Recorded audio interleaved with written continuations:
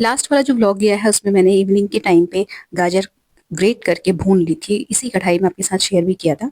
अब ये वही कढ़ाई है और इसमें मैंने इसको धो के रख दिया था ना, तो अभी इसमें मैंने 1.5 किलो के अराउंड जो दूध है उसको पका लिया है। पका के ये मतलब आधा बल्कि आधे से भी कम हो गया है पकते पकते। अब इसमें जो गाजर मैंने पका के रखी थी, भून के रखी थी, उसको मैं ऐड कर दूंगी। और ये जो गाजर की हलवे की जो भुनाई का कार्यक्रम है वो धीरे धीरे धीमे धीमे जो है चलता रहेगा, और बाकी के जो किचन के काम हैं वो पैरेलल होते रहेंगे। ब्रेकफास्ट करने के लिए मेरे हस्बैंड ने मना कर दिया था, उनका वो पपीता लेके आए हैं अपने लिए और वो सिर्फ पपीता खाएंगे। और मेरे लिए रात की सब्जी पालक पनीर की बची हुई है, बस मुझे 2 रोटी सेकनी थी और मेरा जो है नाश्ता वो हो जाएगा डन। बाकी जो लंच है उसमें मंगौड़ी बन रही है, और मुंगड़ी मतलब हम सभी को पसंद है, और बहुत दिन से एक वही ऐसी चीज़ थी जो नहीं बनी थी, तो वो बनेगी। और ये विंटर्स में ना मुंगौड़ी वाला जो दाल है वो बहुत अच्छी लगती है, मतलब गरम गरम जो उसका सूप है ना वो पीने में बहुत मज़ेदार होता है। तो वो बनेगा साइड में, इनफैक्ट वो मैंने चढ़ा दी थी कढ़ाई, और जो मसाला है वो भी भुन रहा है। मंगौड़ी जो है उसको मैंने भून के पहले तेल में निकाल ली थी, फिर उसी तेल में मैंने मसाला भूनने के लिए रख दिया था कढ़ाई ढक के। और इधर मैं जो हूँ ये अपना जो खोया पक गया है, मतलब दूध जो गाढ़ा हो गया था उसमें मैंने गाजर ऐड करी, तो फिर इसको मैंने ढक के मतलब छोड़ दिया था पकने के लिए। हल्के हल्के रिड्यूस होता रहेगा दूध, गाजर जो है और दूध एक साथ पकता रहेगा। और भूनते भूनते एक स्थिति ऐसी आएगी जब जो दूध है वो बिल्कुल गाढ़ा हो जाएगा, बिल्कुल खोए का रूप ले लेगा। तो वैसे तो मतलब इसमें जो रेशियो होता है गाजर के हलवे का सब लोग डिफरेंट डिफरेंट लेते हैं, लेकिन मैं इक्वल रखती हूँ। मतलब अगर 2 किलो गाजर है तो 2 किलो ही दूध भी रखती हूँ, और कई बार डेढ़ भी हो जाता है। तो आज 1.5 ही किलो दूध था मेरे पास, मतलब आया था, तो वो ही पकाने के लिए मैंने इसमें रख दिया था। बाकी जो इलायची है और ये अपना क्या बोलते हैं उसको जायफल है, हल्का सा ग्रेट के मैंने दूध में ही डाल दिया था, तो वो पकते पकते उसमें इलायची की खुशबू खोए में आ गई थी। और अब इसमें मुझे एडिशनली कुछ भी जो है ज़रूरत नहीं है इलायची वगैरह ऐड करने की, तो ये भुनता जा रहा है धीमी आँच में, अपना पकता जा रहा है। बाकी जिसमें ड्राई फ्रूट्स जाएँगे, वो जिस दिन मैंने शायद हलवा बनाया था केसर वाला, उसी दिन आपके साथ भी शायद शेयर किया था कि जो चॉप करने वाले जो ड्राई फ्रूट्स होते हैं वो मैं जब भी विंटर स्टार्ट होता है तो हमेशा थोड़ा-सा एक्स्ट्रा ही चॉप करके रख लेती हूँ, क्योंकि जब भी कुछ ऐसा, अब ये जो सर्दियाँ हैं ना, ये सेलिब्रेशन का टाइम होती है, कभी बहुत ज़्यादा लोगों की एनिवर्सरीज़, बर्थडेज़ वो ज़्यादातर इसी टाइम में पड़ते हैं, ये नवंबर-दिसंबर में, तो अक्सर ये चीज़ें बनती रहती हैं। बाकी जो विंटर्स हैं इसमें गाजर का हलवा आए दिन बनता रहेगा। तो ये जो चॉप्ड ड्राई फ्रूट्स अपने पास रखे रहते हैं ना, तो बहुत सहूलियत रहती है, तो वो डाल दी एक मुट्ठी मैंने इसमें भर के। और ये अपना जो किशमिश है वो काटी मैंने अभी यहीं पर खड़े होके और वो डाल दी, क्योंकि जो किशमिश थी ना बहुत लंबी-लंबी सी थी मेरे पास, तो उसको फिर मैंने 1 के 2 करके जो है 1 मुट्ठी भर के इसमें किशमिश भी ऐड कर दी है। तो हलवा बन गया, खाली कर दिया, जितना आपको एक बर्तन में दिख रहा था उतना नहीं था, हलवा ज़्यादा था ये। और ये हलवा एक्चुअली बना इसलिए है क्योंकि मुझे मेरी डॉटर को भेजना था गाजर का हलवा, उसका फ़ेवरेट है, और वो अभी है नहीं, दिल्ली में है, पढ़ रही है वहाँ। तो ये जो हलवा है, कोई जा रहा है उसके हाथ में भिजवाऊँगी, इसलिए स्पेसिफिकली आज ही बनाया था। और ये जो क्लिप आप देख रहे हो ना, ये मैंने लास्ट व्लॉग में भी ऐड करी थी। मेथी जब सूख गई थी और मैं इसको स्टोर कर रही थी। तो यहाँ मैंने जो पूरी जो वीडियो है ना वो बिना कट के यहाँ पे आपके साथ शेयर कर रही हूँ, कि मतलब जस्ट टू शो कि देखिए बिल्कुल फ्रेश है, मेथी धुली हुई है ये, और सूखी हुई है नेचुरली ही, मैंने अलग से कोई फ़ैन वगैरह ऑन करके इसको नहीं ड्राई किया है। पूरा जो डिटेल वीडियो है हरी सब्जियों को धोने, साफ करने और स्टोर करने तक का, अभी पिछले दिन ही गया है। तो अगर आप भी थोड़ा-सा इंटरेस्ट लेते हैं तो देख सकते हैं, पूरा जैसे मैं करती हूँ वो सेम तरीका मैंने शेयर किया है। तो बस ये जो मेथी थी यहाँ पे मैंने भरी, साइड में जो एक डिब्बा शायद आपको नहीं दिख रहा है वीडियो में, वो मैंने बेटी का पैक करके रखा है गाजर के हलवे का, तो वो जाएगा। और बाकी जो बचा हुआ है वो हम लोग अपने पर्सनल यूज़ के लिए रख लिया है, और 1 कटोरी के अराउंड गाजर का हलवा मैं ऊपर दे के आ गई थी। तो ये सब्जी समेट के और लंच वगैरह का काम सारा डन करके फिर मैं दुकान पे चली गई थी, कपड़े नहीं थे आज। तो ये जो आज का व्लॉग है ना, प्रॉपर मॉर्निंग से लेके जो मैं पूरा रूटीन शेयर करती हूँ ना वो नहीं है।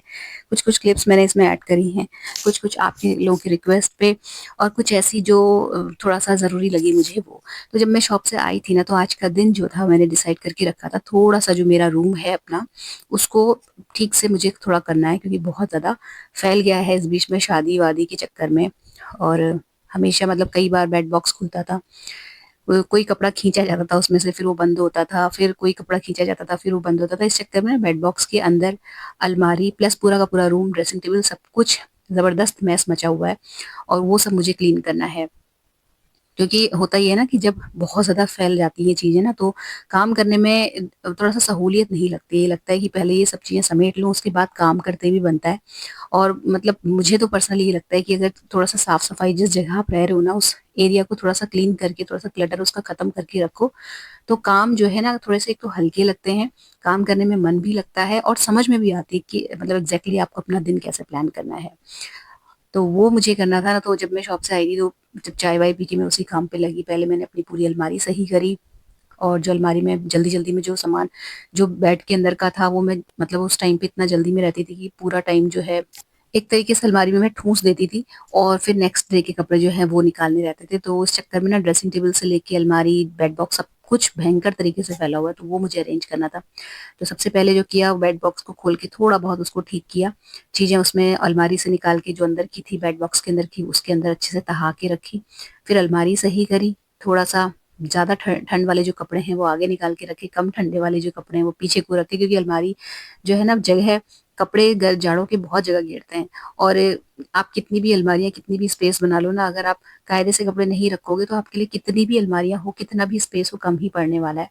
तो सबसे अच्छा तरीका तो मुझे यही लगता है कि सीज़न के अकॉर्डिंग चीज़ों को आगे-पीछे करते रहो। जैसे अभी थोड़ा-सा ठंड बढ़ गई है, तो जो पतले वाले वूलन सूट्स थे वो मैंने पीछे को कर दिए, जहाँ पे हाथ पहुँचने में थोड़ा-सा टाइम लगता है।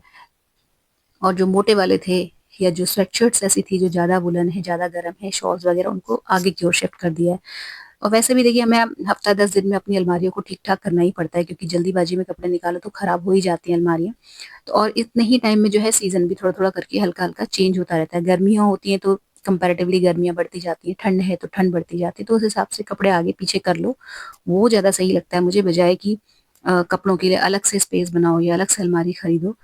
तो ये इससे ये रहता है कि जो कपड़े एग्ज़ैक्टली जिनकी ज़रूरत है, उन पे हाथ भी जाता रहता है और जिनकी ज़रूरत नहीं है, उनको आप पीछे की साइड कर दो, तो अलमारी जो है ना मजबूरी में ही सही सही करनी पड़ती है। अगर आप नहीं करेंगे सही तो आपका काम नहीं चलेगा, रुक जाएगा। तो ये जो है अलमारी सही करी, यहाँ की बेडशीट बदलनी थी वो बेडशीट बदली, बाकी फिर ड्रेसिंग टेबल, वैसे मैं जो ड्रेसिंग टेबल वाला क्लटर है उसको हाथ के हाथ साफ करती हूँ, जब कभी भी तैयार होके जाना होता है और घर आके उसको मैं समेट लेती हूँ, उसी वक़्त आपके साथ शेयर भी करती हूँ कि इतनी सी ड्रेसिंग टेबल मेरे इतने सारा सामान मैंने अंदर रखा हुआ है बहुत ही सिस्टमैटिक वे में, कि मुझे ज़रूरत ही नहीं पड़ती है सब कुछ अच्छे से सेग्रीगेट करके अलग-अलग डिब्बों में बना के। तो मतलब बहुत कम स्पेस में बहुत सारा सामान मैनेज करके रखा हुआ है। और जैसा कि मैंने बताया ना, जब स्पेस कम होता है और आप नहीं चाहते कि ज़्यादा स्पेस आप घेरें, तो आप मतलब मजबूरी में ही सही आपको चीज़ें सही करके रखनी पड़ती हैं, और वही मेरे साथ भी है। अगर मैं इसको फैला के रखूँगी ना, तो मैं अगले दिन इतनी पज़ल हो जाऊँगी कि मैं चीज़ें ही ढूँढती रह जाऊँगी और काम नहीं हो पाएगा मेरा कुछ। तो वो जो मतलब समेटने वाला काम है चीज़ों को, वो तो मैं हाथ के हाथ कर देती हूँ, लेकिन डस्टिंग नहीं करी थी बहुत दिन से, शीशा भी बहुत गंदा हो रहा था, तो वो सब कुछ क्लीन किया। पूरा जो अपना बेडरूम है उसको अच्छे से सिस्टमैटिक वे में इसको थोड़ा-सा मैंने रेडी करा, और ये आज का दिन मैंने मतलब आधा घंटा मैंने यही सोच के रखा था कि इसको थोड़ा-सा मैं टाइम से सही कर लूँ। मेहंदी की कोन से रिलेटेड एक प्रश्न आया था कि क्या वो ऑनलाइन मिल जाएगा? वीना जी ने पूछा था वो प्रश्न, तो ऑनलाइन मिल तो रहा है देखिए अमेज़न पे, लेकिन वो ना सिंगल कोन नहीं मिल रही है, पैक ऑफ 12 या पैक ऑफ 24 इस तरीके से मिल रहा है, मतलब पूरा का पूरा पैकेट मिल रहा है जिसमें 12 से 20 कोन्स हैं। तो वो तो प्रैक्टिकल नहीं है लेना मेरे ख़्याल से, लेकिन आप जहाँ भी मेहंदी की कोन मिलती है ना, या जो वो होती है क्या कहते हैं उसे, अपना जहाँ पे ब्यूटी प्रोडक्ट्स मिलते हैं ना, कॉस्मेटिक्स वगैरह, वहाँ आप पूछ सकते हैं। उसका जो नाम है मेहंदी का कोन का, उसका एग्ज़ैक्टली जो नाम है मैं यहाँ स्क्रीन पे मेंशन कर रही हूँ, जिससे कि आप सही उच्चारण करके चीज़ को जो है मतलब खरीद सकें, पा सकें, बोलने में गड़बड़ ना हो। अच्छा, इसके बाद ना ये वैसे तो मेरा जिस दिन लॉन्ड्री लगती है उसके पहले दिन इवनिंग का रूटीन है ये डेली का ही, हर लॉन्ड्री से पहले दिन इवनिंग का, कि जो कपड़े होते हैं मैं सॉर्ट करके रख लेती हूँ। जो व्हाइट्स हैं या जो पहला लोड जिनका लगेगा, जो कि थोड़े से हल्के रंग के कपड़े होते हैं या कम गंदे होते हैं, उस तरीके के कपड़ों को निकालना, उनको अलग करना, उनको सीधा करना, जेबें चेक करना, ये सारा काम।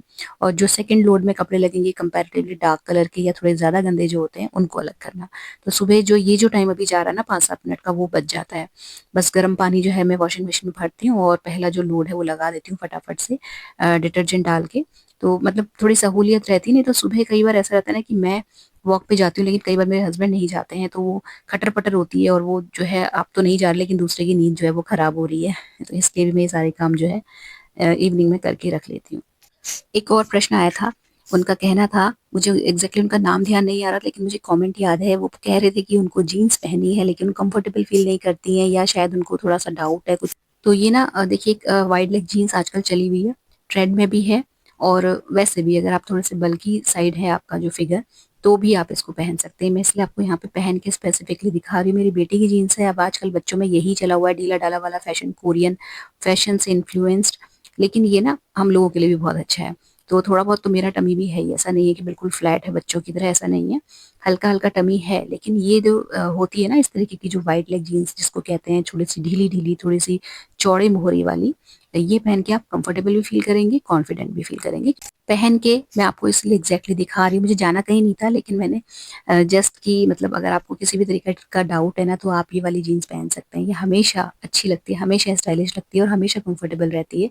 बहुत इजीली अवेलेबल है ऑनलाइन ऑफलाइन। बस आपको वाइड लेग जीन्स टाइप करना है, अपना जो कमर का साइज है वो आप डालिए, और बहुत सारे ऑप्शंस आपके सामने अवेलेबल होंगे। पहली बार खरीद रहे हैं तो कलर जो है, जो मैंने पहना हुआ है ना स्काई ब्लू कलर का, इसी वाला यही वाला शेड खरीदिएगा। ये बहुत सारे कलर्स के टॉप पे चला जाएगा आपका। और जब आपको कॉन्फिडेंट फील हो पहन के, तो आप उसके बाद अलग अलग कलर्स की ऑर्डर कर सकते हैं या अपनी लोकल शॉप से खरीद सकते हैं। अगर वीडियो काम की लगी हो, हेल्पफुल लगी हो, और यहाँ तक यानी कि आखिरी तक पहुंच गए हैं आप देखते देखते, तो वीडियो को लाइक और शेयर जरूर कर लें, चैनल सब्सक्राइब कर लें, बेल आइकन हिट कर लें। मिलते हैं नेक्स्ट इंटरेस्टिंग से वीडियो में। Children take care, stay healthy, happy and positive. Thank you.